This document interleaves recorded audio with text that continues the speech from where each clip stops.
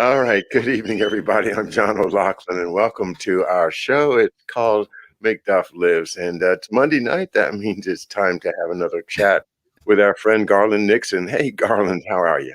Hey, I'm wonderful. Great to be back, John.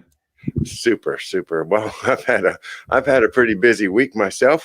I think we had 5 guests last week, and it's really stimulating to talk to new people. I think part of the lockdown has gotten me really looking forward to every show that I do with somebody, especially somebody like yourself that's up on the news, and we can rock and roll with some stories.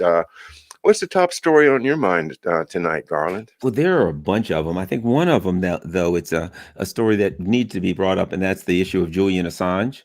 I believe it's the first week, or maybe April 11th will be the date that it's been 1 year or 2 years. It's hard for me to keep up since Assange was seized by the British government and taken to Belmarsh prison. As you know, so that was 2 years ago, and then. I believe it was 7 years before that he was in the Ecuadorian embassy. So we're looking at 9 years. And what was his crime? Why has he been basically incarcerated and under siege for 10 years? Because he published information that revealed basically war crimes that the United States committed in Iraq. And then he also revealed in this one of WikiLeaks' big stories was the Vault 7 story, where they showed that the CIA had developed all of these hacking programs, malware programs, and basically people found out that the CIA could, anything you have that's connected to the internet, if it has a camera on it, they can look at you through it. Anything you have, if it's connected to the internet, if it has a microphone on it, if your phone has a microphone in it, I mean, your television, which it does, it can listen so that you can do those voice commands, all of the new ones. That means they can listen to anything. They have access to everything. They can take control of your car, you name it, via computer. And what was even more interesting about that story, they have all of this stuff and they lost control of it. They lost it. It's all out there on the internet. And in fact, the some of the last few years we've seen these big hacking attacks. Baltimore City was attacked. They had to pay money. These gigantic attacks that would hit multiple corporations and businesses, governments, and different at one time. These gigantic attacks, and some of them were executed with that Vault 7 software. So the bottom line is Julian Assange was exposing the empire, exposing their, the globalists, etc. And they had to stop him. They had to shut his mouth. And so now here we are in a very dangerous time for the press, including you and I. We consider ourselves journalists, maybe citizen journalists, professional journalists. I don't know, whatever we consider ourselves. But what happens? Think about this. They make it espionage if you reveal something that came from the government secrets or whatever, right? That means that if somebody emails it to you and you forward it to someone else, guess what? Many of us have gotten emails that said, "Oh, look what Assange, oh, look what was found, blah, blah, blah." Technically, if he was guilty of it, when we forwarded that stuff, we were guilty of espionage. So it gets to a point where, everyone is legally liability to some extent. They just want like full control of everything we can say and do. And Julian Assange is a big example. And that's why I think people really need to support him and fight for his freedom. Yes, indeed. And so many people have been supporting him and fighting for his freedom. I mean, it's not been a small effort. It's been as big an effort, a worldwide effort, is almost as big as some of the ones that they mount with their great publicity machines. So there's a lot of people working on it, and there's got to be some particular thing that he knows that they just can't allow to come out. There's something, the stuff that the damage that he's done. Yeah, maybe they're punishing him for that, but he also knows stuff that they just can't allow him to say, and that has got to be a large part of why nobody in any government position is advocating setting him free. Is there any government in the world that's saying free him now? Um, I don't know. I know some governments that probably would, but they haven't. I don't know that they've taken a position on it. But remember, Ecuador, until Moreno was there, allowed him to be to stay there. And actually, it looks like Moreno is going to lose to this other guy unless the U.S. is able to, to overthrow that the government. Who was Rafael Correa was the guy who I actually met, was the president of Ecuador, and he was the one who allowed um, Assange to stay in their embassy, and his second in command looks like he's gonna win again. So Ecuador, but so there's a number, I think, of countries that would. They're not going to come out and support him because they don't want to suffer the ire of the empire. For when they don't have anything to gain right now. But I also think this, and this is important, and this is, I think, to me, you can't forget a lot this, and a lot of times they do things, basically to set an example. So I think, could it be that he knows something? That's possible, but it could also very well be that they don't want other people out here thinking that they can do this. They don't want anybody else to get motivated. Look what they do, because here's the bottom line: he's a whistleblower. Look what's happened to John Kiriakou. Look what happened to the guy. His last name was Webb, the guy that found out that the CIA was running the drugs into American cities during Yeah. Iran Contra. Who commits suicide with 2 bullets to the head? That ain't possible. You know what I mean? So that the other part of it is he's a whistleblower. And it's, Hillary apparently at one point said, can't we just drone him? They always have to go out of their way to make an example out of whistleblowers so that nobody, they're going to beat them extra hard because they don't want anybody else getting an idea. Any ideas of doing it. I also think they're at a point now they can never let Julian Assange free. They can never set him free.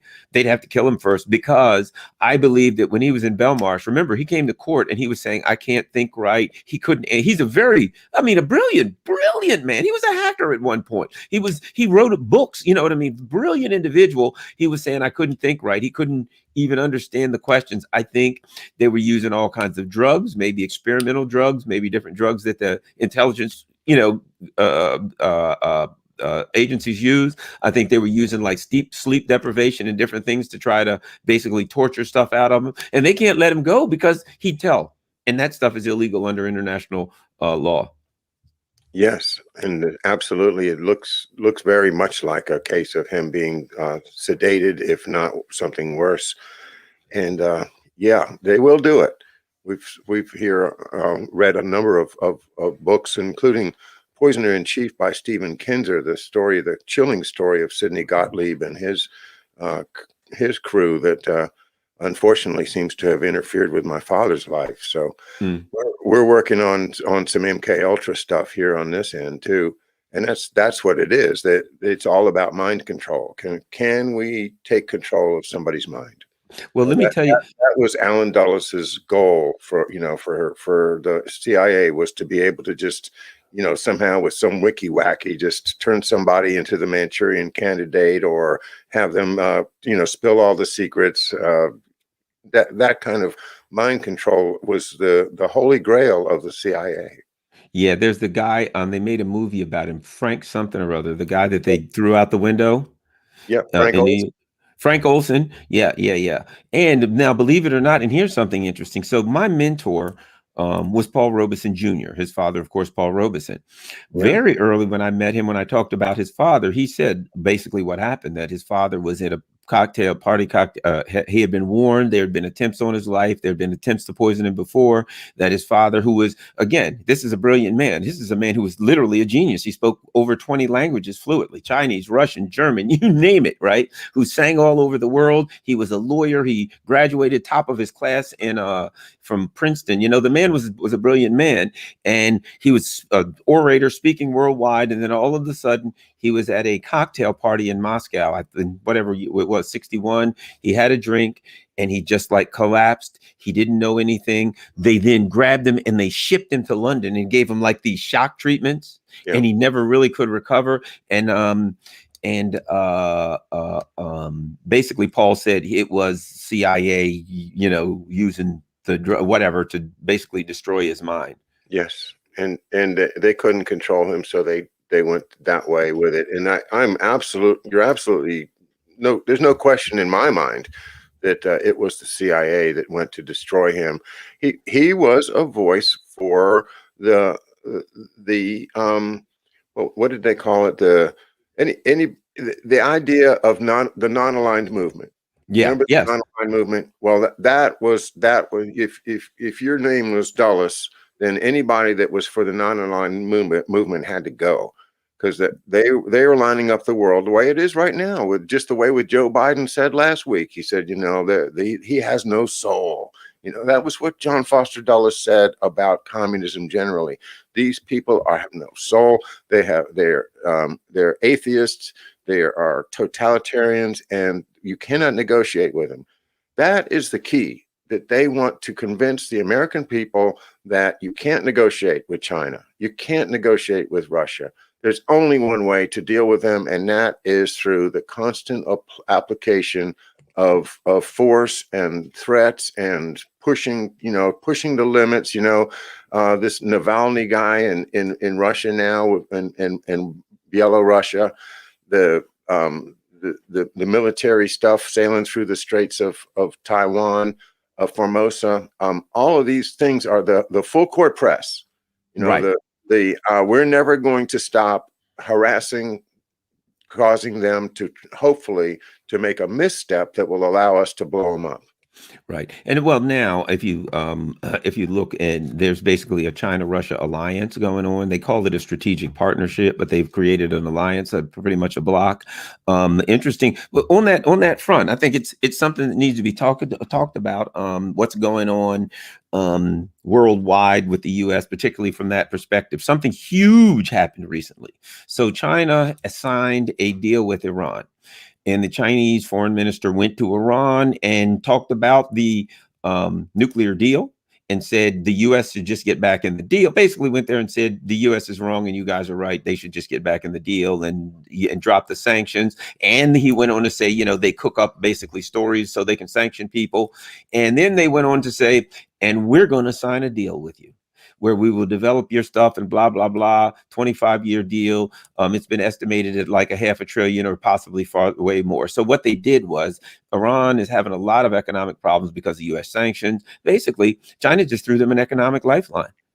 And so that allows Iran to act without having to respond to these deadly sanctions so much. It gives them a way out. And here's the thing, and that's something we don't talk about. I'll say something about this, but I think I want to get your thoughts on this issue. So I'll bring up this issue, very important issue.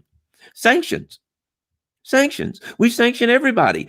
1/4 of the world's population is under unilateral sanctions by the U.S. Here's what I'd have to say. If for no other reason, just selfish economic interest, we're telling our businesses, our companies, you can't do business with 1/4 of the world. If for nothing else but economic reasons, we're costing ourselves business, if nothing else. But the idea that you're sanctioning everybody means now countries and entities are starting to look for ways to do things that don't involve American dollars, and eventually our dollar is going to crash. We're pushing it in that direction. It's going to totally crash, and I think that's when the empire falls. But what are your thoughts on sanctions? Yeah, well, that last one you just dropped was kind of like, well, we need to talk about that too, the dollar. But let's go back to sanctions. You're absolutely right. It's crazy from an economic point of view, and it's a political weapon. It's not an economic weapon. It's a you're not doing what we want. It's John Wayne with his 6-gun saying, "Dance, pilgrim, dance." Yep. We need to make the pilgrims dance, and they're not dancing. Or at least they're not doing the right steps. So we need to educate them exactly how to keep us happy, and that requires sanctions, because what else are you going to do? Well, this is all the full court press. This is part of the weapons, the arsenal of the deep state or the creep state, whoever you want to call it. But let's look at why they don't care about that. They don't care about that because they don't care about the small businesses that are dying during the lockdown. They don't care about that because what is really going on is the Great Reset. And this is what I think that people, especially on the Democrat side, they don't take this thing seriously enough. This Great Reset is quite real. It's the major corporations of the world running through this Davos World Economic Forum, which is very allied with the World Health Organization, by the way. And these are the old rich families of Europe, combined with Wall Street, combined with the city of London, and now combined with Silicon Valley. And the idea is to deindustrialize the United States, to take Hmm. away our power to support our own economy, so that we do, in fact, kind of crumble away. And that's the dollar is a metaphor for that. The dollar, which is becoming less and less valuable as time goes on, is the symbol of the United States freedom. If we can't back up our money, then we're not free. And that is the takedown of the United States, put in a nutshell, that we are being deindustrialized, shutting down, like right over here in Newburgh. They have plans to shut down this big new coal plant because they renovated it 10 years ago. They put in the scrubbers and the new towers. You've probably seen it. Well, now they're talking about shutting it down. They passed a law, I think, in Prince George's County, where they're not going to allow any new plants. And this is something that's been pointed out to me over and over again by my guests from the Schiller Institute and the LaRouche organization, is that all over the country, they're shutting down nuclear plants. They're shutting down coal. And the Great Reset is going to impose rules whereby you can't get financing to build something that's based upon carbon. You know, if you're going to have any carbon emissions, then they're not going to finance your project. And all of the banks are now lining up. You know, there's no longer, you can't just go to your mom and pop bank in your town anymore, because they're all owned by the big guys. And these big guys have a banking cartel, and they're imposing these rules. And part of it is, if you want to build a green project, this is the green revolution. Well, what that green revolution really is deindustrialization. It's turning us back into the Middle Ages as far as ability to produce power. They had windmills in the Middle Ages. We got windmills now. Are they efficient? No. Are they producing a sufficient amount of power to power a city? Maybe for a while, as long as it doesn't snow. But the losing our industrial base, because we're losing our ability to produce energy. This is the scheme of the World Economic Forum. This is reversing in many ways the results of World War II, where we came out on top and we were the most powerful economy in the world. Now, those people, the families that financed the fascists and the Nazis, they still got the money. And Hmm. they've been concentrating that wealth, all around the world. The Borman diaspora of sending all the money into South America, and then the buying into American corporations. And right now, I mean, if you look at American arms dealers, if you try to look for where the money came from, you're going to be stymied. But it's all dark money, or at least enough of it's dark money to say that the whole thing has been pretty much polluted with what's really is money, the evil, the gains of the evil parties in World War II. They just snuck it off the table. They didn't want anybody else to get it. So they were smart. They said, we're going to lose this war, but we're not going to lose our money. So it's been invested in American stocks and British stocks and in the banking.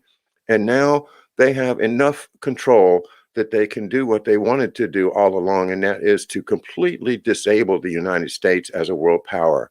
That is what I think we need to face.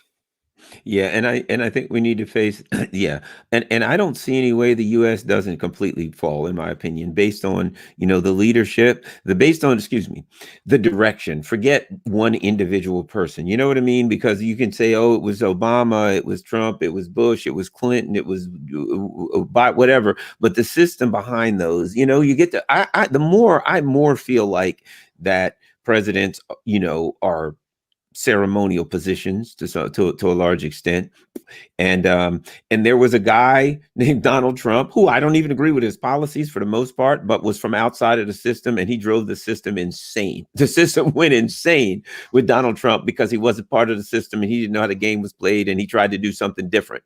And there was things he did that were different that I strongly disagree with. There was some things that he tried to do. I mean, he tried to bring the troops home from Afghanistan, and he wanted to bring the troops troops home from Iraq, Afghanistan, and Syria, and Germany and North Korea, all of those places, but they wouldn't let him because there is a system here. And if you get hung up on Donald Trump or Biden, then you're mistaken. You know what I mean? Biden's back, but Biden ain't the problem. The problem is that now that he's back, the people that put him in, the group that they put in around him, because I ain't going to say, well, Biden chose those people. Get out of here. Yeah, this is me. Get out of here. Biden didn't choose those people. Biden was chosen along with them. And so the group around him is extremely dangerous in my opinion. Let me ask you something, though, something I want to throw out that I got so much mixed stuff on. UBI, universal basic income, which at this point where we are now, and they said they're going to give everybody $2,000 a month for a year or whatever, I would not oppose that. But here's one thing I would say that though, okay, if you have sent all your corporations overseas, you sent your business away, now your money is all being made on Wall Street, or it's made by war, money that only goes directly into the pockets of the 1%. So there's nothing out here for the average person, but for a job in the local mini mart on the side of the road, right? So the government then comes and says, I'm going to give you $2,000 a month. Okay, that sounds great. And it could literally, because of the positions people are in, it definitely would help people's lives. But to me, that tells me that your system has crashed. When it gets to the point where you got a country, and in that country, people can't go find a job and make it a decent living. So many people are unable to find a job and make a decent living that the government, and at the same time, that corporations are making higher profits than they've ever made before. So the corporations are making more money and they're giving less of it to their employees. Now, the government could say to the corporations, you got to share a little bit more with the employees and give them a raise. Or the government could simply say, you keep all that profit. I'll give them money right out of the national treasury.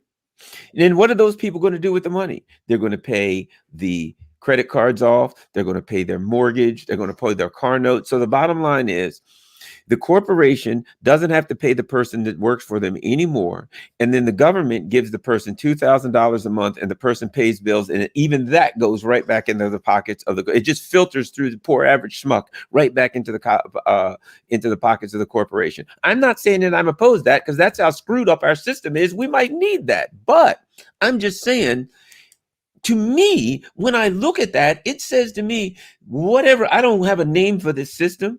They used to call it capitalism. Now it's something much different. But it tells me this system we're in has completely crashed. Your thoughts? I agree with you. And they crashed it. It wasn't an accident. That's what I'm talking about. This is all part of the big game, is to crash the United States. And well, specifically about the proposal of a universal basic income, that is part of their plan. And you can read about that. This is exactly what they want to do, because, well, 2 points. First of all, you say they take it out of the Treasury. Well, there isn't anything in the Treasury. Yeah. So what they're doing is they're printing more money, right? So it's just another kicking the can down the road. Hand out some fiat money that will keep the people alive for a little while, but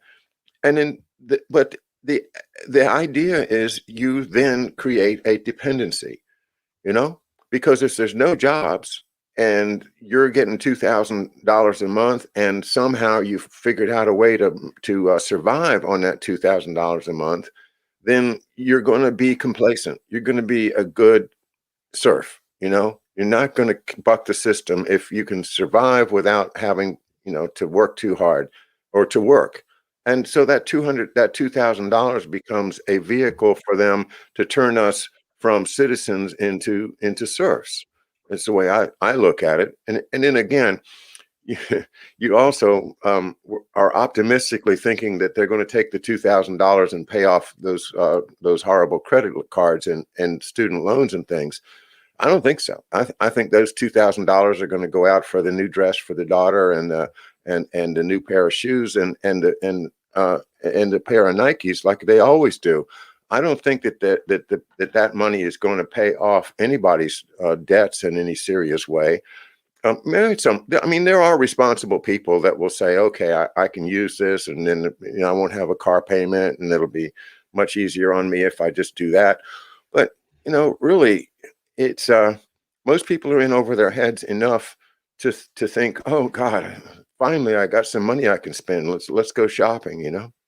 I would say this, keep in mind, we've got like this astronomical number of people who are facing eviction. I think a lot of there'd be a lot of people that could use it for whatever, but there's a number of people that would use it for survival. And those are the people I was talking about. It goes right back into, whatever, paying bills, whatever. So there's a lot of people that would use it for survival. But the case being, there's so many people that got such crappy little jobs that can barely survive, that we've got a country, to me, that produces like two levels. It's either it's feudalism. You know what I mean? It's a small Yeah. group of very, very wealthy people, and everybody else really doesn't have a lot of the opportunity is just going away for the average person to have a decent job and make a good living. And so to me, UBI to me is about almost an admission that you have gone from an industrial society where people could get a job in industry and feed their families to a financialized economy where all the money is made, in the back room of in some computer, in a back file, on some computer program on Wall Street, and it immediately goes offshore to 50 different shell companies. Who knows where it went to? Who knows where it came from? Nobody's paying taxes on it. You don't even know whose it is because you got to go through 5 companies to find out. And it's a fraud where we now have a stock market that is fully decoupled from the bricks and mortar market. It's floating out there. You could have right now Campbell's Soup or whatever. Campbell's Soup could go out of business. Their stocks would still be great. They could just say, you know what? We decided to get rid of all of our factories, stop making soup. We're just going to have some stocks that say Campbell's Soup.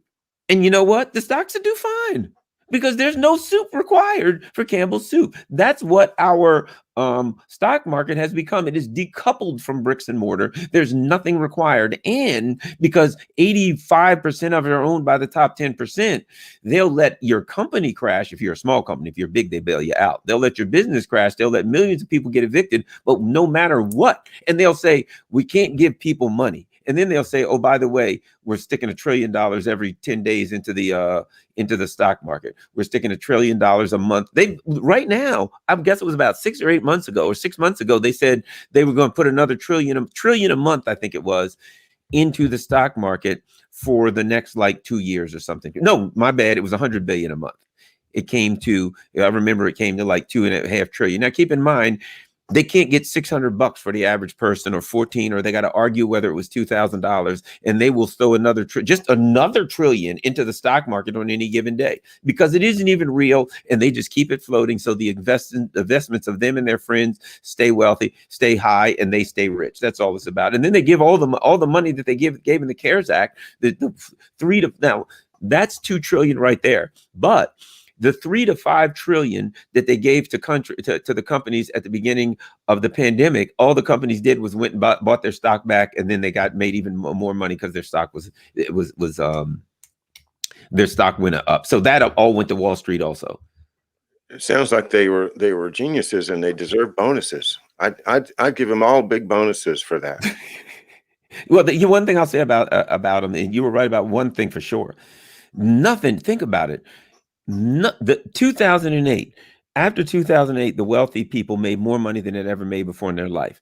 The pandemic, the pandemic hits in March, and whatever, everybody has to stay home. Over the next year, here's a year, they made far more money than they've ever made. From their perspective, a crash is the last 2 crashes have been the best thing that ever happened for them.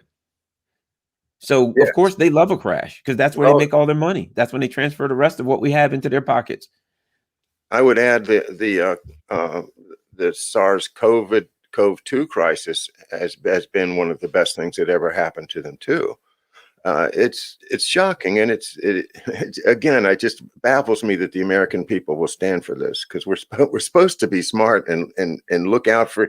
I mean, it's like, hang on to your wallet, don't let them steal all your stuff. But we just let them steal all our stuff all the time, basically, on the theory that Well, Donald Trump is, is the worst possible thing that could ever happen to America. So all I have to do is vote for the other guy, and that makes me a good person. And total lack of education as to what's really going on with our economy. Yeah, there's a book that we've been referring to on the show fairly often here. I didn't have it at hand, but it's called The Time Machine by H.G. Wells. Hmm. It's one of those books, one of the most important, very early, first seminal science fiction books. And the theme of the book is that after this guy has a magic chair that he can sit in, and he pushes the buttons and he goes into the future. And gradually he gets into the real far away future where the world is divided into the people that run everything and own everything, and they're called the Morlocks, Hmm. and the people that live on the surface and have these completely vapid lives. They're like happy serfs. Like Hmm. like I don't have to take care of myself. I don't have to take care of anything. And sometimes somebody dies or somebody gets taken away and sucked down underground where the Morlocks live. But that happens. And we don't really notice too much when somebody gets disappeared anymore, because we're here, we're enjoying our lives, and everything's pretty good. That's the kind of that's what they're aiming for, is that they control everything. There's a famous meme going around on Twitter, which is a picture of Klaus Schwab, and what he's saying, Klaus Schwab, the head of the World Economic Forum, that is behind this, neo-fascism that they're imposing.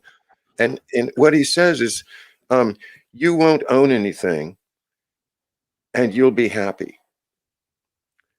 That is it. That is what they want. They want you to not own anything, and they want to give you just enough support so that you'll feel pretty happy, and you'll live day to day. You won't think about the future because you're not responsible for what the country does. It's not really your thing anymore. You're just supposed to enjoy your life on a daily basis, and we'll give you just enough support to do that.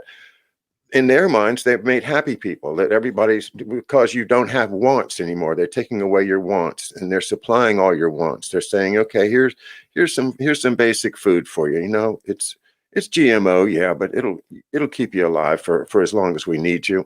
And maybe you'll live to 35, maybe 40, but that's life. Nobody lives very long anymore in this world, except for the Morlocks who live underground, and they too do whatever it takes to support themselves. Well, this is just like the Raven Rock and the underground caves and the tunnels. Like, you've probably seen Jesse Ventura driving around in those Yeah. underground tunnels a Yeah. few years back. Well, that stuff is real. They've got all kinds of what they call DUMBs, the deep underground military bases, DUMBs, Right. and it's real. So H.G. Wells, the Fabian Society is called, and I did a show on the Fabians a couple of days ago. People might want to check it out, because I was able to trace from H.G. Wells to Isaac Asimov. The Fabian mission is exactly that: to deprive 90% of the world of their ability to make their own living, and then send them that universal basic income and let them, just kind of live as long as you need them to. I think that they're the players sitting around the poker table, or maybe a Monopoly game, and we're the little pawns that get moved around. And they say, well, if they're speculating, it's like Monopoly. I'm gonna invest in Park Place. I'm gonna invest in Boardwalk, and you get your little guys and you move them where you need to in order to get the assets that you want. Well, we're the little guys that get moved around. We're not able to step out of the board game and sit at the table and actually play the game. And that's the way our lives are going to be planned, is that we can be used. Those of us that are down here in Southern Maryland, we might be useful for something. People that live in different places might be useful for something else. But the bottom line, and George Bernard Shaw, the founder of the Fabian Society, and a very famous writer, playwright, is a fascist. He says, if you can't prove that you are earning your keep, then why should we keep you alive. See, if you're not earning your keep, and that means you got to be doing something to earn that $2,000 a month, whatever it is, you got to be doing something, or else we don't have a moral obligation to support you. You're just a useless eater. And that's Henry Kissinger's phrase. Well, the other thing I think is they've kind of gotten themselves into a corner, but they don't really care because they built a society that's so unequal that they built a society that's just an elevator for all profits. All money gets elevated right to the top 1%, this small group. Okay. So you got all these people out here and you're realizing that, well, but we're going to have all of these people who are going to be, pretty unhappy. That's a recipe for unrest. That's a recipe for some kind of revolutionary action. So they looked at that. They looked over they did the lockdowns, and then they looked, and then there was protests all summer. There were protests. I consider the January 6th protests. There were protests everywhere. People have been protesting. And I think a lot of things caused all of those protests. There were a lot of, Chris Hedges talked about it. He said, it's like when you have a tinderbox, any spark will make it blow. And that's what I think the last year was, with all of this stuff going on, people in desperation and people losing their business that they've worked for their whole life, and, et cetera, so much going on.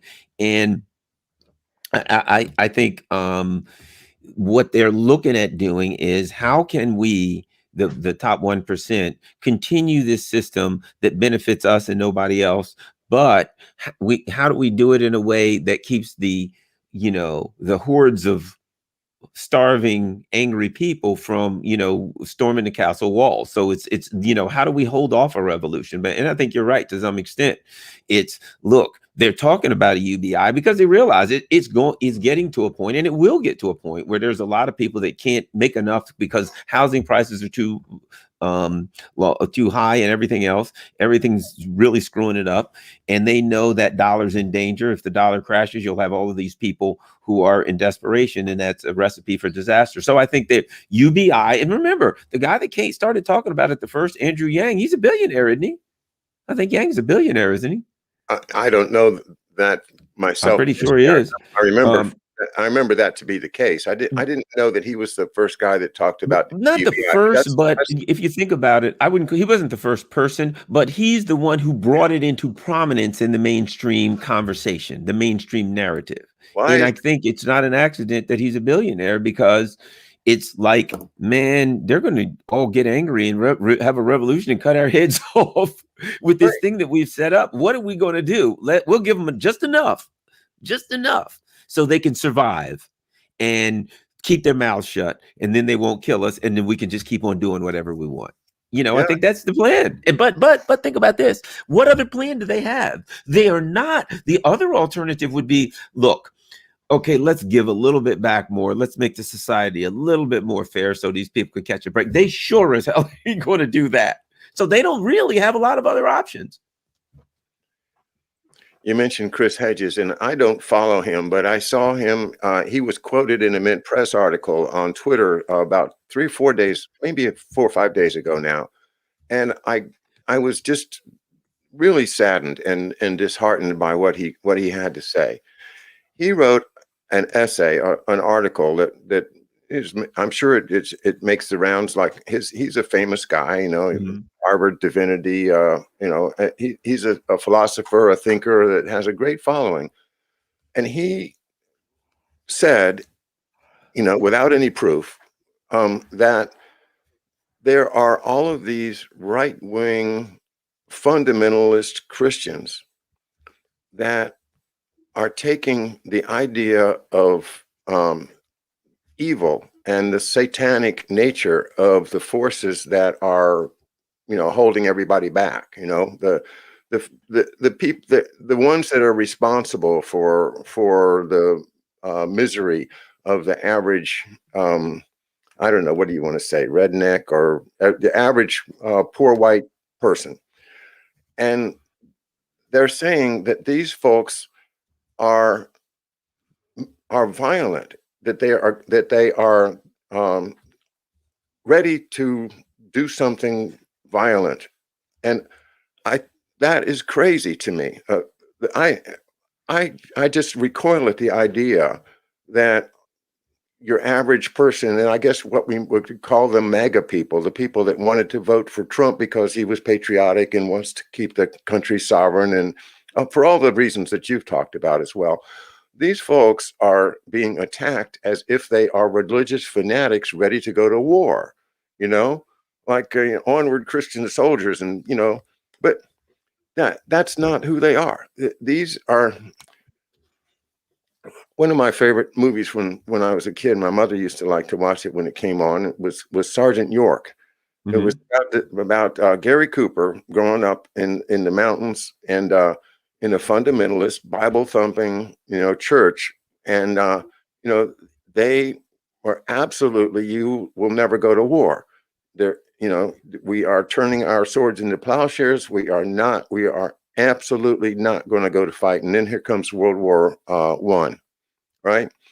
And eventually, the Gary Cooper, the lead character, gets turned from a fundamentalist Christian who would never fight, would never kill anybody. Thou shalt not kill. Period. Hmm. That's fundamental, basic Christianity. Well, he ended up going to war and killing a whole lot of Germans once he got his mind around the idea. And he was a great shot. So, because he was, a rabbit, he killed rabbits and stuff, with his gun and all his life. So he was a terrific sniper. And so he killed a whole bunch of Germans, like hundreds of them, and captured like 1,000 of them or something, became Medal of Honor winner and all. And the theme of the movie is that, it's good to be a warrior. It's good to defend freedom. It's good to be an American. Well, but what I would say is that don't corrupt the idea of fundamentalist Christians, because fundamentalist Christians are basically completely nonviolent. And for Chris Hedges to come out and say that these people are, just chomping at the bit to, take up arms and go march on to Washington or kill people, that is, I think that is just, it's disgusting, because that's not who these folks are. Yeah, well, and the thing about it is, here's what I have always found interesting. There are always people in this country who are always like predicting violence, that like some group is going to rise up. It's like, yeah, this group is going to rise up. Oh, there's going to be a civil war. Think about all your friends. Who's like, hey, I can't wait to fight the, I don't know, North, whoever the hell, right? Or there's going to be a race war. You hear that? Somebody's going to start a race war. And I'm like, who's going to fight it? I don't know. I've never met anybody that's like, yeah, I can't wait to pick up a fight, and fight and shoot people of other races. Hooray. I mean, sure. Do you get some, insane, violent person that goes out and does massacres or shootings of any particular groups for whatever their insane reason is? Yes. But as far as some kind of a war where a massive groups of people in the US take up arms against other groups of people, there's just so many people predict that, and they fearmonger it, each other with that, and it's just not happening. I have always done everything I could to try to bring groups together. I used to get, because being a left, look, I'm a hardcore lefty. There is make no bones about it. I'm over there on the left. That is who I am. But I don't let that I don't let my ideology blind me from reality, blind me from following the trail of the facts that I get and the information I get. And I don't the big thing I don't believe in, I believe in politics of policies, or the policies that I believe in, not any particular group or person or party, not like, hey, I got to follow this party or this person or this, whatever. It's like, I'm trying to find things out and find out what's true. And so I personally always look for ways to bring, people of different ideologies, different groups, and different faiths together to try to find out what are our common problems. We got common problems. And usually, and here's the bottom line, if you're a working class person, if you're an average Joe out there, if you're not one of the top 1%, you probably all got the same similar types of problems, maybe different degrees. There may be people who are financially struggling more or less and things like that. But if you ain't one of the top 1%, you've got probably some of this, some similar issues that we should be working on together. And I always felt that's their biggest fear, that the average working person of various colors, you got a black guy, a Latino guy, a white guy, an Asian guy, all living side by side. They all got the same needs. And if they figure that out, a conservative, a Republican, a Democrat, although I got no respect, to be honest, I have no respect for the two parties. I think they're brainwashed cults at this point, but that's another story. But as we realize that we have the same needs and the same people are trying to take us to the cleaners and rob us blind and leave us with a society that doesn't work for us, that's where our real power would be. And that's what I work together for. I always work for. You've seen the meme that went around about a year ago, which I offer in answer to your question. How do they keep us from discovering what you just said? And that is that we have 90% of our issues are the same. Of course they are. If we could all just get together and solve our problems together without them always stirring us up. But the cartoon was the king standing on the balcony, and he's surrounded down below him by people with torches and pitchforks, and they're all looking up at the king, and they're angry as hell. And the advisor whispers into the king's ear. He says, "No, you don't have to fight them, sire. All you have to do is convince the torch people that the pitchfork people are going to take away their torches." Exactly. That's exactly, and isn't that always been the game though? You go through history and the super rich people always have the poor people at each other's throats, and they're just sitting in the back room laughing. You know what? I'm telling you, over the summer when you saw the protests and people in the streets running in all directions, the rich people weren't out there. The cops are just working stiffs. The people who were running in every direction there was a bunch of working stiffs beating themselves over the heads, beating Antifa, whatever, Proud Boys. They're all very, very similar economic categories that they all were in. And the rich people were sitting home looking at the screen. Wow, look at those people beating the crap out of each other. Hey, honey, grab me another beer. Yeah. That reminds me of reading. I've been reading a biography of Cornelius Vanderbilt, the first great tycoon from New York City that built up the transportation system from the first the river boats up until the railroads. And during the Civil War, there was a great stock fight going on between him and some other millionaires about who's going to own whatever railroad it was that was at stake. And the people of New York City were more interested in that stock fight than they were in the fact that 10,000 guys just died in the Battle of Bull Run. That is the way it was, and that's what capitalism does. Is it dehumanizes us? It takes away our empathy, and that is the H.G. Wells plan, is to take away the empathy, where the people see, that person just got sucked away into the tunnels down below. Well, we'll never see them again. Well, okay, well, I can live with that. That's taking away our empathy. Because what we would like to say is that we are Americans, and when they start pulling that person down below, we're all going to go and grab a hold of that person's arms and legs and pull them back up and say, no, you can't have that person. They're one of us. We're together. We're humans. We love each other. We protect each other. We have a society here where you can't just grab us and take us and kill us the way you want to, but they want to. They want to use us for guinea pigs in their experiments, and I think we're all being pushed into guinea pig status by this P-demic thing. And the other thing I wanted to raise tonight was, do you think we're going to end up having to get COVID passports?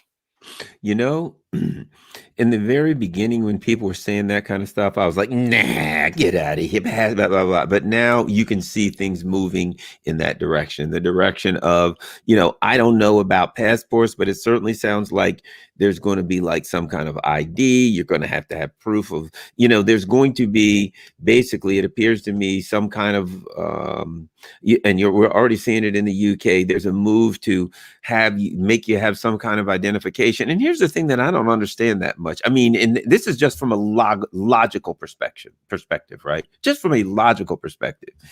If you have according to what we're told, if you have the vaccination, you can still catch it and you can still spread it, right? But what they're telling, but you just won't die. Okay. If I'm getting on a plane and I have had the vaccination, haven't had the vaccination, let's just say for the sake of argument, half of the people on the plane have had it, half of them haven't. You can still have all of these people who have it. And wherever destination they're going to, they're spreading, whatever the case may be. So if you can still get get it and still spread it, then the vaccination, according to what we're told, the vaccination would stop an individual from dying or going to the hospital. It would much lessen your symptoms. That's what we're told, but it won't stop it. It won't stop you from getting it, which means it won't stop it from spreading. So just following a logical track, getting the vaccine based on everything we're told, if we go by what we're told, nothing else, getting the vaccine will benefit the individual because they will have a less chance of dying or going to the hospital. That's what we're being told. However, we're also being told something that doesn't match, that it will lower the spread of the vaccine. But if you can still get it, then you can still give it to other people, then it won't lower the spread of the vaccine. I don't, maybe it will, I don't know, but how, if somebody can still get it and spread it? How does that make the person who got it any different than the person who didn't get it when it comes to traveling, going into a bar or whatever? Because both of them can still get it and both of them can still spread it. Go ahead. Your logic is flawless. I'm absolutely, I think if you could just get an answer to that question from some of these so-called authorities, because I think maybe, because you probably can see by now, because I think that they have a completely evil mind, and they will use whatever comes along, including this pandemic, to control us further. And that's what I think, what is the real reason that they want us to take these vaccines. I don't think that it's our health. I really don't. I'm just really, maybe you think that's a very dark way to look at things, but I don't trust these Dr. F, I'm tempted to say falsy, and I don't trust, the Redfield, and I don't trust Burks, and so I am so far beyond listening to what they say. I just don't. They've completely lost my trust, and if they ever had it, and that's where I guess the problem really is that if you keep trusting people without any evidence at all, because for the things that you say that they're saying, have you seen any evidence? Have you ever seen a person-to-person transmission of this disease under the circumstances where one person has had the vaccine and the other person has not, and yet the person that has had the vaccine obviously transfer? I don't think that they've proven any person-to-person transfer. They say it's like an aerosol that you can just blow it across into the air and it floats there and lands on somebody. That's what they say, but have they ever proven it? I don't think so. I think they're just saying this stuff to keep us locked down, and there's where I'm afraid that this all really does tie right back to the Great Reset, as Klaus Schwab himself wrote. I don't have it right handy, but it's his book. I have it on the shelf. It's called the COVID-19 and the Great Reset. And he's saying that the COVID-19 lockdown is the launch of the Great Reset lockdown, because it's the same thing. They want us to stay home. They're going to start, raising the tax on gasoline. They're going to tax you for taking a trip in a car. They're going to be really don't want people to intermingle. They don't want people to have commerce. It's as simple as that. They want us to get all of our stuff from a drone from Amazon, and no longer will we go down and sit in the local pub and chew the fat. And no longer would a person who is logical and reasonable like yourself be able to convince his neighbors that, hey, you know what? Maybe those talking heads on TV don't have it together the way that they say. They don't want us to have these, conversations anymore. And as long as I can do it, I'm going to keep this show going, because conversations like this tonight are essential to preserving the idea of American culture. This is who we are. We talk things out. We work together. We look for common ground. We're not out here to denigrate each other. We're not out here to cause violence. America is still built on the golden rule. America is built on the goodness of people, and goodness from the heart, and empathy for those that are suffering. They don't want us to have that. They want us to simply follow what they say, do what the television tells us. The big eye in the sky, or the the Orwellian nightmare. That's and we have to stand up, get up, stand up, as Bob Marley says. Well, and here's my thought on and this is the way I say about the vaccine, as I do on many other things. If someone, my friend, family, whatever, says, "Hey, I'm getting the vaccine," I say, "Do you feel that you should get the vaccine? You're free, and hey, it's your life. I respect it. Whatever you choose to eat, drink, any of that, that's your life, right? Go ahead. You feel like you ought to get the vaccine. Well, by all means, you go ahead and get it. I don't tell people what to do, but when I look at my personal circumstance, keep in mind, I'm a person that I've never taken a flu vaccine in my life. It's not like I'm an anti-vaxxer. I'm not like, oh, we shouldn't get vaccine for polio, or don't give. No, that's not what I'm saying. I'm saying, okay, when I was a kid, I got all my vaccinations. When my daughter was a kid, she got her polio. I certainly didn't want her to have polio and things of that nature. Fine. As I become an adult, I can look at the circumstances and make a choice. And when I looked at the flu, I thought to myself, I'm kind of a health freak, and I haven't had the flu since I had it 95 and 96, 2 years in a row. And that's the last time. And I'm kind of a health freak, and I exercise, and I juice carrots, and I don't eat meat, but I do eat seafood. And, I'm always eating organic, healthy stuff. So I try. I don't take any medicine for anything right now. I mean, it's not that I'm an anti-medicine. I don't need to. I don't have high blood pressure or anything. So when I look at that, I say to myself, I feel pretty good. I don't feel as though I need the flu vaccine. So I don't take the flu vaccine, right? And when I look at this, I look at my health, I look at my situation and everything, and I say, based on everything that I've seen, I feel like if I were to get COVID, the odds are overwhelming that I would survive. I'm not in any of the particular categories, severely obese, or I'm a cancer survivor, or, things like that. I have a friend whose mother passed away recently from COVID, and she had some of the bad indicators that, what I mean? And if I were a cancer survivor, I might start weighing that and say, well, maybe I should take, what I mean? I think so here's my point.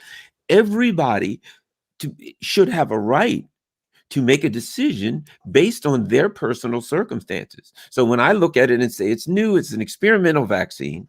And that being said, when I look at my personal circumstances, I feel based on my health situation and all, I feel like if I got it, I would survive, and I do everything I can to be safe and not get it. So I put all that together and say, at this point, I don't feel as though I need the vaccine. I feel strong about that decision, but I'm not telling one other person in the world that they shouldn't make their own decision as they feel necessary. I will respect them, and I'll never say a word. And it's not like a anti-vax, nobody should take the vaccine, nobody should take any vaccine position. It's nothing like that.